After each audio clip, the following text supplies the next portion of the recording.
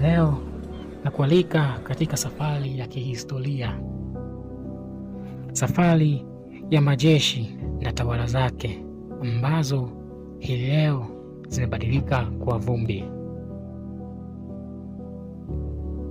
Wataalamu wa Kiswahili wanasema kwamba hata kama kuwepo na kitu kikubwa namna gani, lakini kama hiko kitu kimejengwa pasipo misingi ya haki, basi itafika sehemu na wakati kitayeyuka mithili ya theluji iliyowekwa kwenye jua.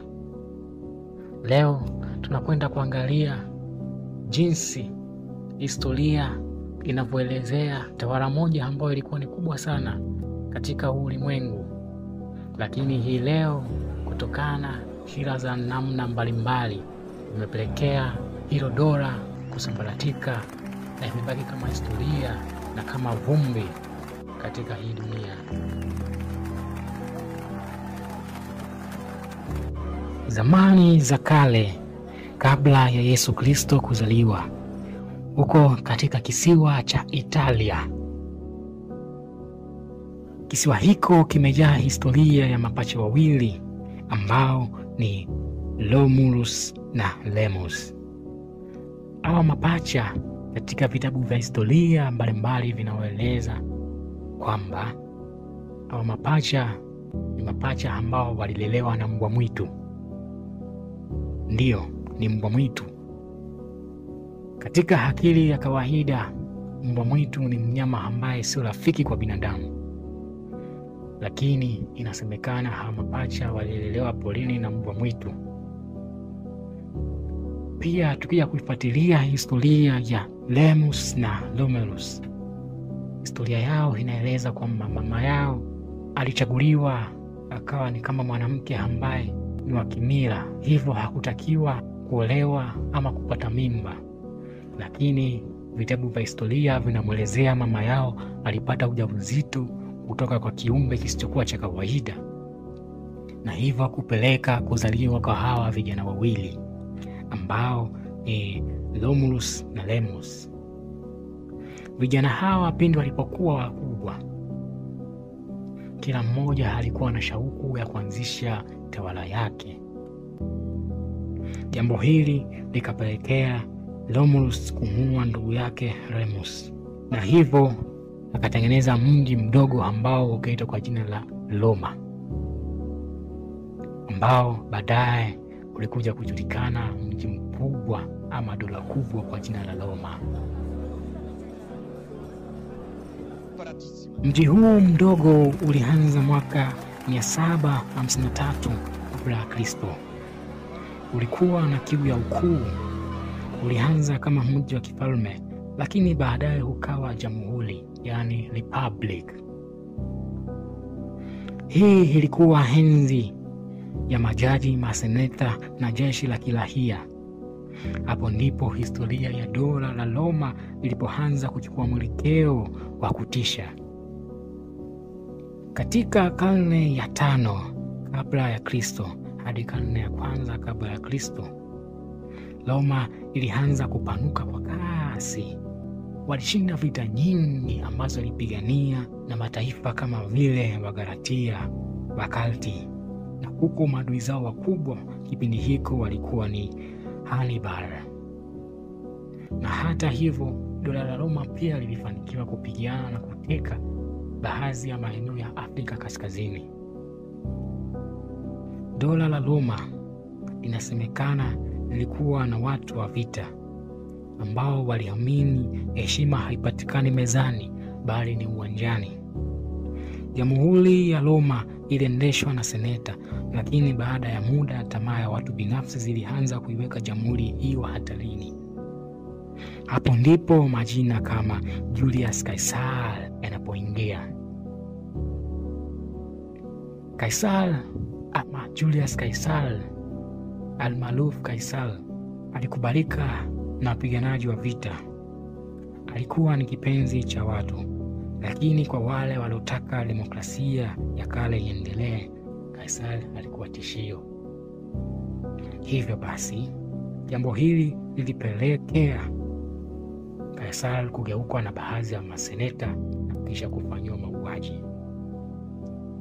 Baada ya kifo cha Kaisari, machafuko yalitanda, lakini mtoto wake ambaye alimfanyia adoption, yani nikimaanisha mtoto ambaye alikuwa na kumlea, alichukua mamlaka na alikuwa akiitwa ni Octavian, ambaye baadaye anajulikana kwa jina la Augustus, yani ikimaanisha raia wa kwanza, ama katika lugha ya Kirumi wanasema ni aliyebarikiwa.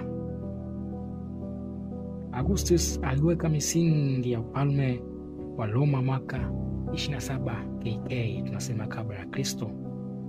Sasa hapo ndipo dola la Roma lilipoanzishwa rasmi. Dola hili lilienea kutoka Uingereza hadi Mashariki ya Kati, kutoka jangwa la Sahara nikimaanisha Afrika Kaskazini yote hadi Ujerumani ya hii leo. Wakajenga barabara nyingi nzuri, miundombinu nzuri, vikiwemo viwanja vya michezo, na pia waliimarisha majeshi yao na kuweka misingi ya sheria kali katika jeshi lao, ambao ilipelekea dola hiyo kuwa tishio sana katika upande wa vita. Dola hili lilikuwa hakika ni tishio sana, dola la Roma.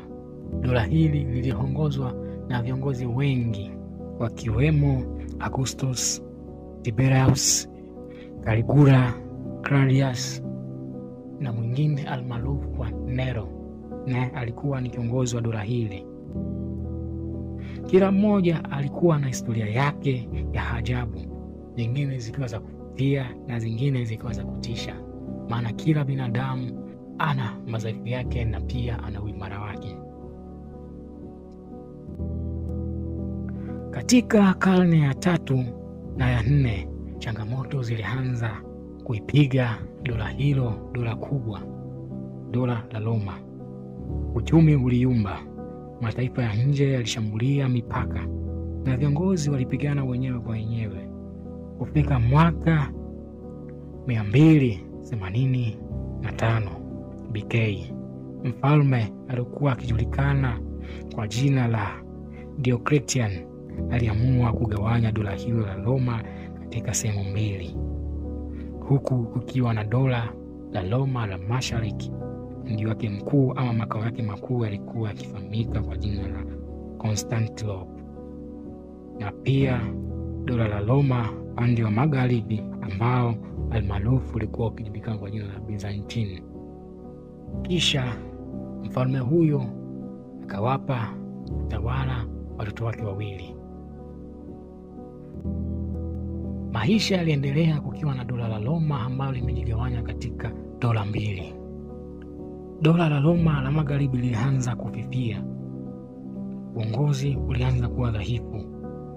Hii ni kutokana na mashambulizi ambayo yalitoka kutoka kwa Wagiriki wa kaskazini, almaarufu makabila kama ya Vandals na Wagolithi, ambao walikuwa wakivamia sana dola la Roma la magharibi. Mnamo mwaka 476 BK, kiongozi wa Kijerumani aitwaye Odeka alikuja na kumpindua kiongozi ama mfalme wa dola la Roma la magharibi, alijulikana kwa jina la Romulus Augustulus.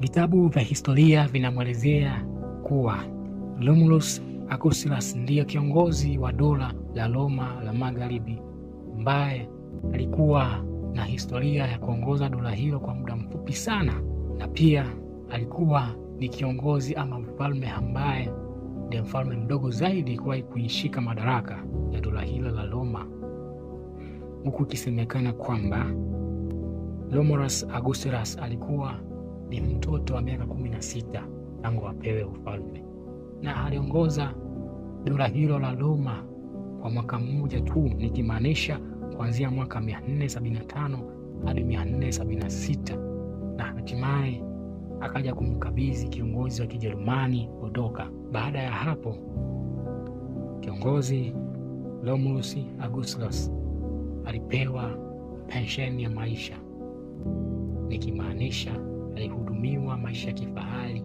kwa maisha yake yote hadi ilipofikia kifo chake.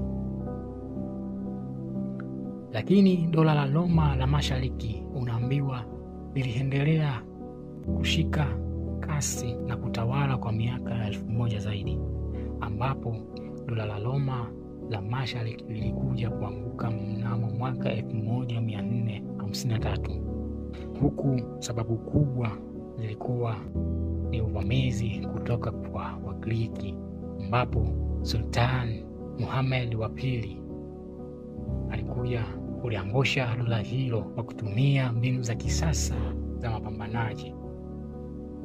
Na hapo baada ya dola hilo la Roma kuanguka, dola la Ottoman ndipo lilipokuwa na kushika kasi. Historia ya dola la Roma sio tu historia ya kufurahisha, bali ni historia ambayo tunahitaji kujifunza sana.